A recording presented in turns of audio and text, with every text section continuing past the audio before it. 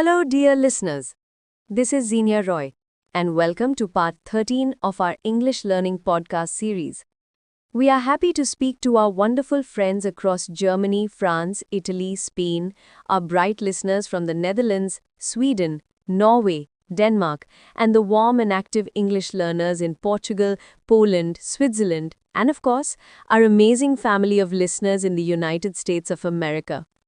Today we talk about something very important: how to train your ears to catch English sounds faster. Many learners tell us, "I hear English, but I cannot catch the words." This is normal. Your ears need training, just like your hands, your eyes, or your mind. And the good news is, with very small practice, your ears can learn to catch English very quickly. Hello everyone, I am Zenivar. We want today's lesson to feel easy, soft and friendly. We will show simple A1 level habits that help you catch small words, short phrases and common sounds faster. No stress, no pressure, only natural practice. This method works for learners across Europe and the USA because it follows one simple idea. Repeat small sounds until they feel familiar. To train your ears, start with small sounds, not full sentences. For example, hi, good, time, today, here. When you hear small sounds clearly, your brain becomes strong with bigger sentences later. Yes, A1 learners in Germany, Italy, Spain, and the USA use this method. Short sounds are easy. Short sounds build confidence. Train your ears by choosing only one word and searching for it in the audio. For example, if your word is morning, then each time you hear morning, your ears become sharper.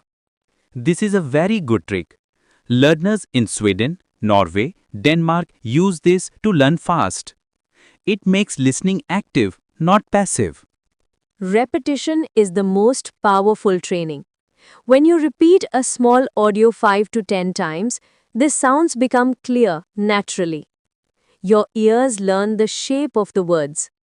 Yes, people in France, Netherlands, Poland, Portugal, Switzerland love repeating short audios because it works every time.